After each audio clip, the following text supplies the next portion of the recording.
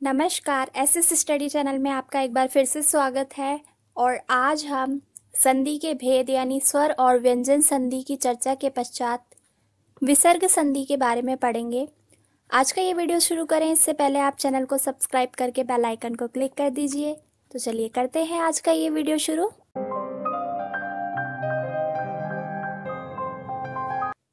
विसर्ग संधि। विसर्ग संधि विसर्ग के बाद स्वर या व्यंजन आने पर विसर्ग में जो विकार होता है उसे विसर्ग संधि कहते हैं। ठीक है, यानी कि विसर्ग जो दो बिंदुओं का निशान होता है छोटा सा, उसको कहा जाता है विसर्ग। अगर इसके बाद कोई स्वर या व्यंजन आता है और उससे कोई विकार या परिवर्तन हो जाता है तो उसे कहा जाता है विसर्ग संधि। जैसे निहि जमा आहार बराबर निराहार, तो इसमें क्या हुआ, विसर्ग जो है लुप्त हो गया, उसकी जगह निरा आहार आ गया। ठीक है, निराहार।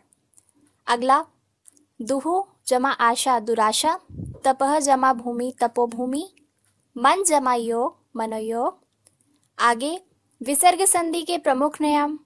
पहला, विसर्ग का ओ हो जाता है। ठीक है, कुछ कंडीशंस ऐसी होती है जहाँ पर जो विसर्ग होता है वो उसको हम क्या उच्चारित करते हैं, ओ। यदि विसर्ग के पहले आ और बाद में आ, ठीक है, ये कंडीशन है।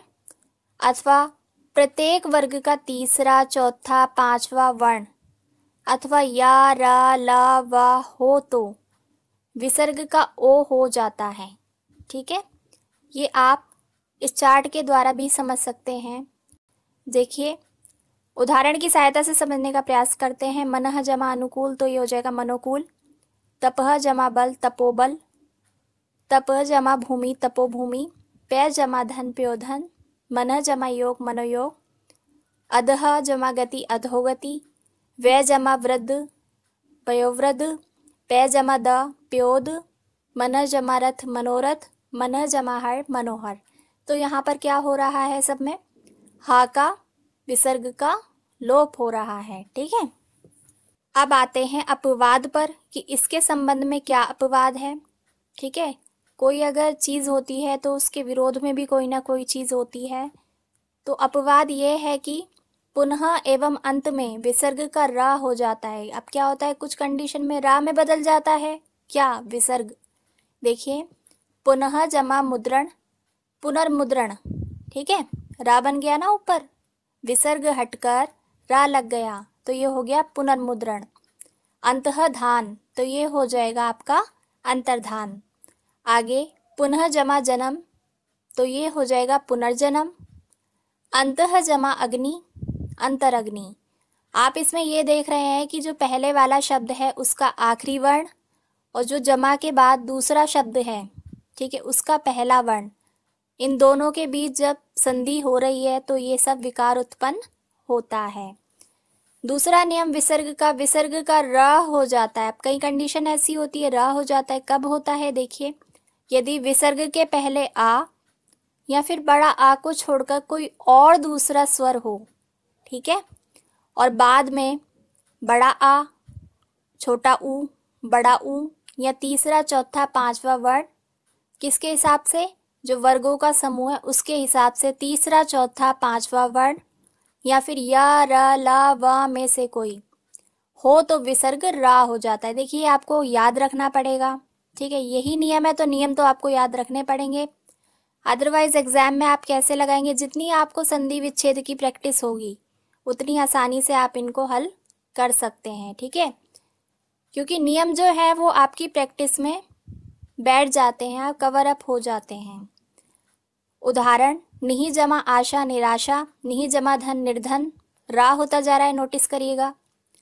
निहि जमा बल निर्बल, निहि जमा जन निर्जन, आशी जमा वाद आशीर्वाद, दुहु जमा बल दुर्बल, दुहु जमा जन दुर्जन, निहि जमा धारण निर्धारण, दुहु जमा उपयोग दुरुपयोग, दुहु जमा उहु दुरुहु, बही जमा मुख हो जाएगा आपका बहिर्मुख। तीसरा इसका नियम है विसर्ग संधि का कि जो श हो जाता है, विसर्ग क्या हो जाता है कई जगह पर, श। कब होता है, यदि विसर्ग के पहले कोई स्वर हो और बाद में च छ श हो तो विसर्ग का शा हो जाता है। जैसे निहिचिंत, तो इसका जब आप संधि करेंगे, इन दोनों का मेल करेंगे तो ये बन जाएगा निश्चिंत। आगे निहि जमा छल, तो ये हो जाएगा आपका निश्छल। विसर्ग की जगह आपने क्या लगा दिया? श। आगे दुहु जमा शासन, ये हो जाएगा आपका दुशासन। नेक्स्ट दुहु जमा चरित, दुश्चरित। ठीक है। अगला नियम, चौथा नियम, विसर्ग का सा हो जाना, षटकोण वाला शा। विसर्ग के पहले ई, उ और बाद में क, ख, ट, ठ, प, फ में से कोई वर्ण हो, विसर्ग का क्या हो जाएगा? श। उदाहरण, निहि जमा कपट, निष्कपट। निहि जमा कंटक, निष्कंटक। धनु जमा टंकार, धनुष टंकार। नि जमा ठुर, निष्ठुर। नि जमा प्राण, निष्प्राण। नि जमा फल, निष्फल। अब इसके संबंध में भी एक अपवाद है कि दुहु में अगर ख आ जाता है तो वहां पर शा ना लग करके वो दुख ही रहता है, विसर्ग का विसर्ग रहता है, उसमें कोई भी परिवर्तन आपको देखने को नहीं मिलेगा। अगला नियम किसका? विसर्ग संधि का पांचवा नियम। विसर्ग का सा हो जाता है, कब होता है? विसर्ग के बाद यदि ता या था हो तो विसर्ग का क्या हो जाता है? स। जैसे नमः जमाते, नमस्ते। मनः जमाताप, मनसताप। दुहु जमातर, दुस्तर। निहि जमा तेज, निस्तेज। नि जमा संताप, निसंताप। दु जमा साहस, दुस्साहस। ठीक है।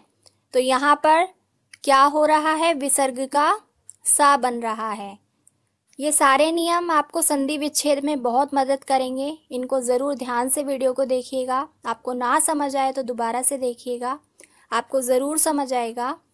अगला नियम, छठा नियम, विसर्ग का लोप हो जाना। ठीक है, बिल्कुल गायब हो जाना, खत्म हो। तो छठे का पहला है, यदि विसर्ग के बाद छा हो तो विसर्ग लुप्त हो जाता है और चा का आगम हो जाता है। जैसे अनुच्छेद, तो यहाँ पर आप क्या करेंगे? चा लगा देंगे, अनुच्छेद हो गया। छत्र छाया, छत्र छाया हो जाएगा चा लगकर।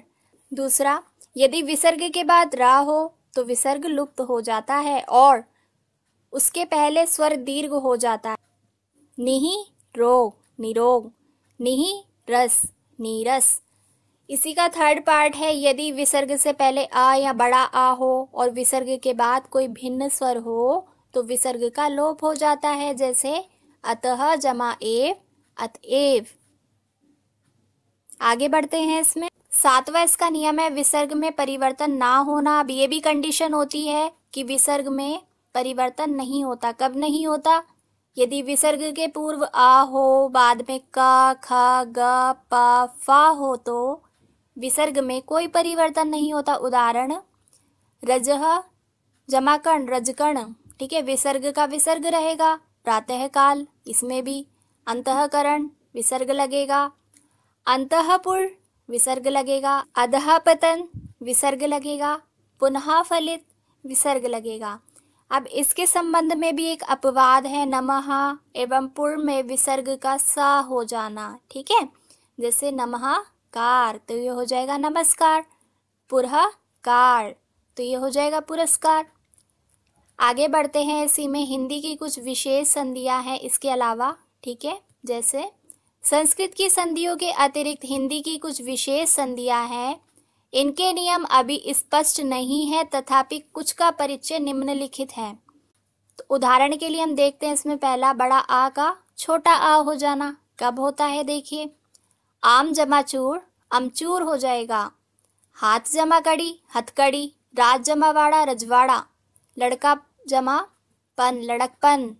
कान जमा कटा, कनकटा। इसमें आ की मात्रा हट गई। ठीक है। दूसरा, इसमें देखिए, छोटा ई बड़ी ई के स्थान पर ई हो जाता है। जैसे शक्ति जमा आ, शक्तियां। देवी जमा आ, देवियां।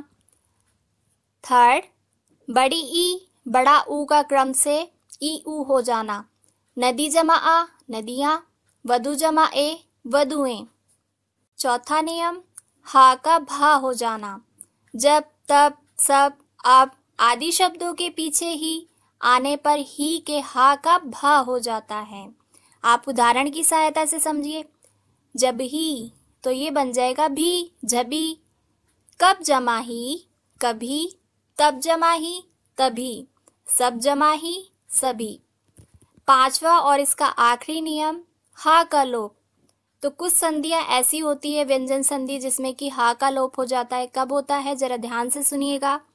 कभी कभी कुछ शब्दों की संधि होने पर किसी एक ध्वनि का लोप हो जाता है, जैसे ही मैं, हा का लोप हो जाना। ठीक है, यह जमा ही, यही। ठीक है, हा का लोप हो गया इधर। किस जमा ही, किसी। वह जमा ही, वही। उस जमा ही, उसी। कभी कभी दोनों ध्वनियों में भी लोप हो जाता है। पहले शब्द से आ स्वर का और दूसरे से हा व्यंजन का लोप हो जाता है, और अनुनासिकता दूसरे स्वर पर पहुंच जाती है, जैसे वहां जमा ही, तो वो हो जाएगा वहीं। ठीक है, कहाँ जमा ही, कहीं। यहाँ जमा ही, यहीं। जहाँ जमा ही, जहीं। तो ये सब जो है विकार उत्पन्न होते हैं जब भी संधियां होती हैं। व्यंजन संधि के ये सभी नियम थे। आई होप आपको समझ आए होंगे। अगर आपको ये वीडियो पसंद आया तो इसको लाइक कीजिए, शेयर कीजिए। Thank you so much.